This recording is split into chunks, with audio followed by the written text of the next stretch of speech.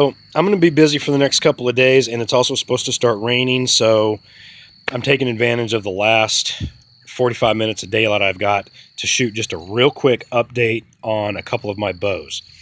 This one here is an ironwood or hornbeam bow, and it's only 3.5 feet from end to end. So, it's a little less than that, nock to nock. The one behind it is a hickory or white oak. I'm not sure. I'm still doing some research on the bark. I think it's a type of hickory. There's like 5 different kinds of hickory and 5 different kinds of white oak. So, and some of them, the bark gets kind of confusing. And that's all I had to go on it when I cut the stave. But these have cured. They've dried, and I've had them at full draw. I've even launched an arrow out of both of them, and they shot great. This one actually has a 45-pound pull at 18 or 19 inches. I'm not quite sure, just kind of going by the feel of it.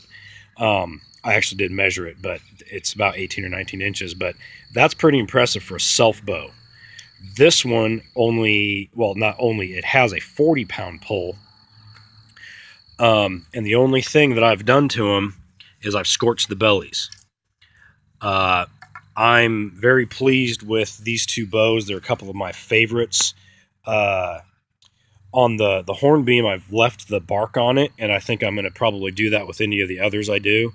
I have learned that maples, and I'm going to guess these 2, you can leave the bark on them, and they actually make a fairly decent backing. When I scraped the bark off of my other hornbeam bow, it really didn't want to come off. I had to be really, really careful. So I'm just going to leave it on there, and if it wants to come off in time, it'll peel off on its own. I've had bows that do that. But I just wanted to, give a quick update on these. I haven't been able to shoot them and film it because we've been having some really nasty rainstorms this last week. And we'll have a really nice day and then 2 days of rainstorm. So this is my first chance to get outside. I've just been doing some yard work here, trying to get things caught up before I have to go out of town for a couple of days. If it's nice Sunday, I might try to do another video, but I just kind of wanted to show these and, kind of point out that you don't, have to have this huge 6-foot bow to have something strong enough to hunt or hunt with. I just want to kind of point out that tree right here is probably, I'm going to say 130 feet away. I wouldn't hesitate, granted I practiced enough with them, but I wouldn't hesitate to take a shot at a deer with one of these bows, as long as it was on this side of that tree. If you can get an 8-inch grouping at 100 feet, that's close enough to kill something, that size. So, I could totally see, Native American Indians with these, little short bows, definitely taking larger game like that. They're perfectly capable of doing it.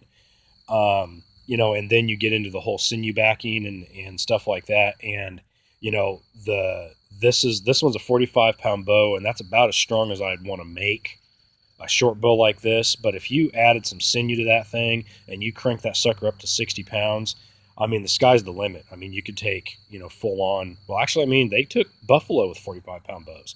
So, not that I would want to, but it's doable. So, but you have to get really close to them. But, it's just kind of cool to learn this stuff and, getting out and actually doing some dirt time and learning about this. It's taught me a lot about the past and, what all of our ancestors would have gone through to do stuff. So anyways, that's all I've got for now. I'll see you later.